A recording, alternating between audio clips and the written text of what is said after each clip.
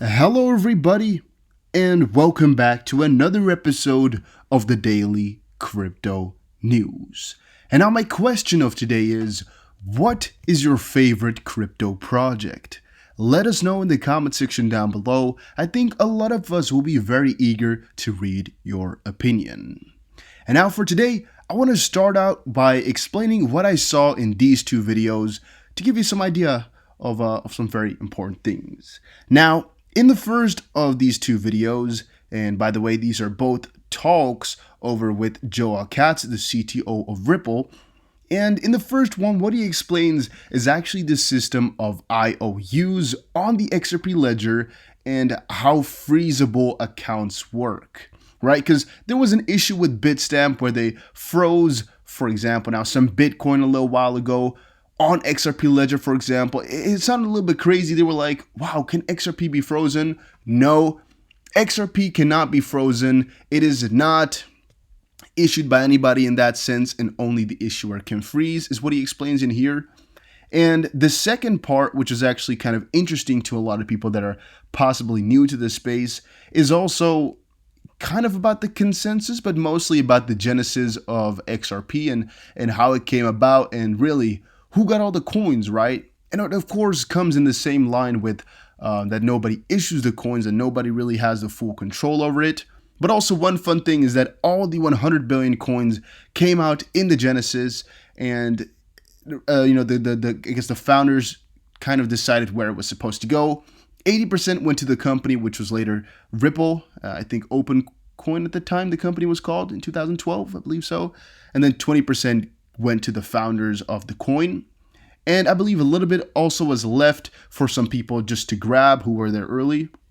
And in the second part, he explains here, which I think is also interesting again, how exactly they use the XRP. So out of the 1 billion that goes into, I guess, or that is in escrow, because I guess Ripple got 80 billion XRP at the start, of which let's say about 65 billion was put into escrow or something like that. At least that's what I believe. I don't know the exact numbers. He said something, but again, since I'm on the MacBook here, I can't play it because, well, it won't play sound, and I don't know how to fix that just quite yet. But again, for example, let's say there was 65 billion in escrow. Every month, 1 billion comes out, right? That all we know. And what that basically is being spent on is, for a part, the XRP ecosystem, because who else is going to do that, right? That's what Ripple is for, and with the funding. And the second part, as in his own words he explains, is to fund Ripple. So if there was any debate on your part on whether or not XRP was also being used to fund Ripple, yes, it was. Yes, it was. He explained it right here and there in his own words. And if you're not with that, now is your time to quit XRP. Because, I mean, it is the truth. Do I think it's a bad deal? Definitely not. Because, well, we got some cool other facts right now that are making me think just more and more about why it's good that Ripple has a lot of control over this and is being funded. Because, well, a lot of crypto stuff wouldn't have been as far as it is right now had it not been for Ripple. And by the way, if you guys are enjoying these daily crypto videos, press the like button and subscribe to show your support and help me out. So here, from XRP Robic over on Twitter, going to give him a little follow for this piece of support, and also going to give Harry the Cool Twin support for this contribution. I like it, I like it, I like it. He says here, Ripple owns trademark for Pay ID. Anyway, to check out, and by the way, I didn't verify this, so if this is not true, I am sorry, but I think, again, it is the truth. But all right, it says here that the trademark electronic search system has shown here that Pay ID is owned by Ripple Labs, period. So this trademark here from Pay ID, which again is the coalition that they made right now, Ripple and 4 the other companies, yeah, it's owned by Ripple, which is pretty damn good to see. As I told you guys before, this is going to be a lot bigger than a lot of people are talking or giving it credit for right as we speak. It's going to be a lot bigger than that. And by the way, it says here goods and services, electronic financial services, namely monetary services for receiving and distributing remittances and monetary gifts in fiat currencies and virtual currencies over a computer network. Oh no, services, namely receiving and distributing or disbursing payments and monetary gifts in fiat currencies and virtual currencies over a computer network. Financial services, namely providing a virtual currency over a computer network. Financial transaction verification services, so it's actually doing that part as well, which we saw in, I believe, Pay ID #4 of the facts by David Schwartz. I believe that one was also the verification. So it's kind of an instant verification process where, for example, if you're in the store right now, you want to buy something with your XRP or your crypto for that matter, that it doesn't take, the normal, let's say, for example, minute and a half to verify, but it can be done instantly. And with XRP, that's not much of an issue. But with Bitcoin, for example, where it could take a couple of hours, that might be the biggest of help ever. Namely, delivering remittances and monetary gifts from a source to a destination, financial management and administration, and electronic transmission of digital currency. Now, one part I find interesting is that they mention gift here multiple times, and I'm wondering how monetary gifts in that regard actually work. I mean, I'm pretty familiar with a lot of these terms in the sense of I've read a lot of these, but I don't usually come across monetary gifts in this sense, and I don't really know what to make of it in this context either. Also, they got peer-to-peer network computer services, namely electronic transmission of financial data over electronic communication networks. Yeah, that's pretty obvious. And the other one is software as a service, featuring software for providing an electronic financial platform that facilitates transaction of remittances over a computer network. Kind of just sounds like the normal Ripple net, right? This one. But yeah, that is, I guess, pretty damn juicy to see. We had a couple of questions before of who is the exact issuer of this all and whether or not it was really, it was really Ripple or one of the other companies that really came up with the whole initiative, and that Ripple joined them or what. But to see that Ripple at least took the trademark, it could either be that they're more progressive than the rest, where they, just take it and leave the rest in the dark, or it's a collaborative, thing. But otherwise, I would think, no, I actually know what to think here. It's just cool. I think that Ripple took it. It's a very, very big thing. Mr. G XRP007 says on Twitter, I went to dinner with a friend. I tried to explain to him about the use of XRP as a bridge currency and its use case to connect all avenues of payments and replicate fiat currency. He actually looked at me like I was a politician.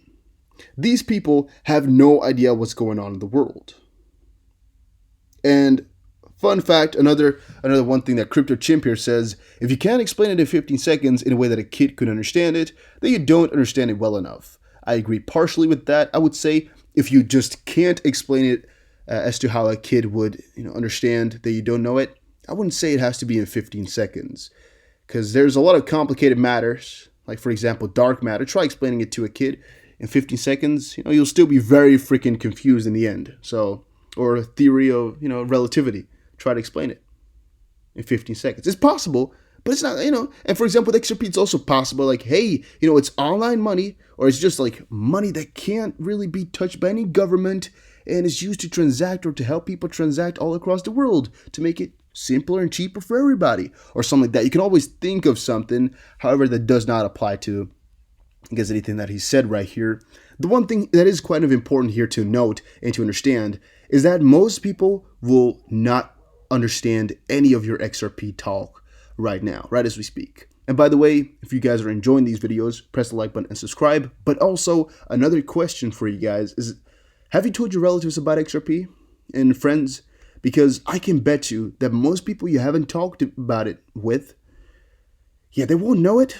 And they will probably, doubt you a little bit when you talk about it. If you're talking, hey, look at this new coin trying to take over the world or something like that, they're like, yeah, sure, buddy. If you're saying, well, there's some theories where Ripple, with their coalition and their company and their network and everything, want to change the financial space, maybe start a financial revolution and things like that, they're also going to be looking at you like, And most of the things you can tell them, except for, I just invested in a coin, I guess that one can rub off easily. The rest of them, they'll look at you like you're a clown, or some politician, or some crazy revolutionist, or maybe if you're talking about helping everybody out with the wealth, they might think you're a commie. I don't know, but it might be.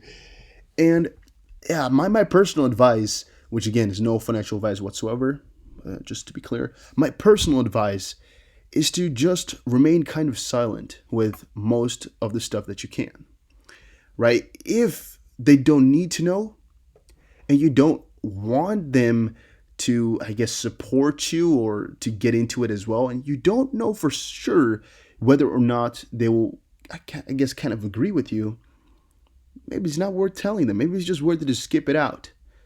Unless you know for a fact that you can convince them of a good story, or they are interested in what you have to say, it might not be wise to make a fool out of yourself by explaining the truth or some revolutionary ideas or progress that's going on.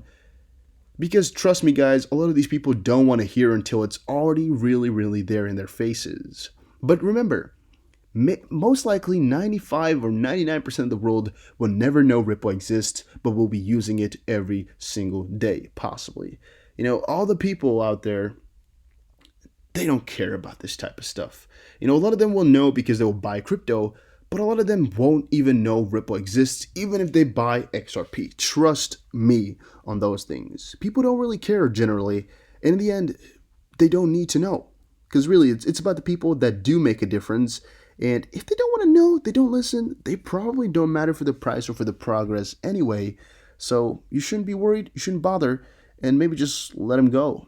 I've given up a long time ago to explain it. Same for my friends who say Ripple instead of XRP.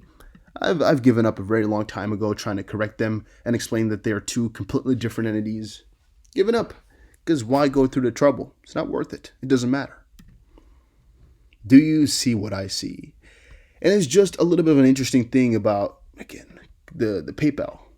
Ripple tweeted in September or May of 2016, Ripple sees the opportunity to connect Stripe with PayPal and MasterCard so that money moves painlessly, frictionlessly, Steve Mollenkamp.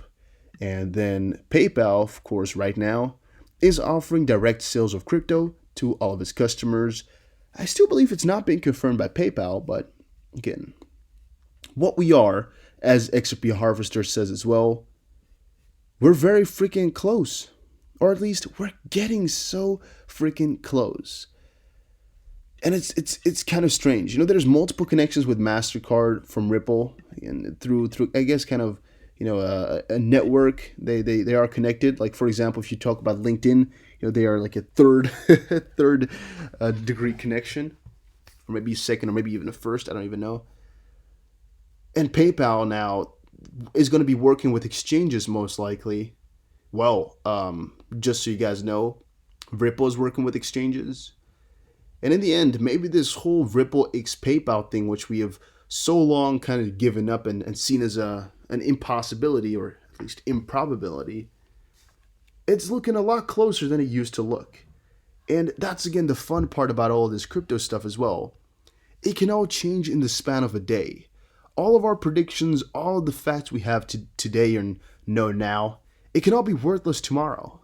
And it could all be completely different the day afterwards. Like tomorrow, for example, we could just get one huge announcement that would change the entire game. It will be an announcement that will break everything. I don't really know exactly what could break Ripple or XRP, except for maybe I don't really know what could break Ripple or XRP. There's not that much that could really break them. I was trying to think of a government-backed, so like just done by the government type of company like Ripple. But that would only be national then, because other countries would not really be working with that too much. At least that's what I'm thinking. So yeah, but that's something to think about. I don't think there's many companies that can stop Ripple right now. They've been trying this for the last 7, 8 years or so. They're really on a good pace.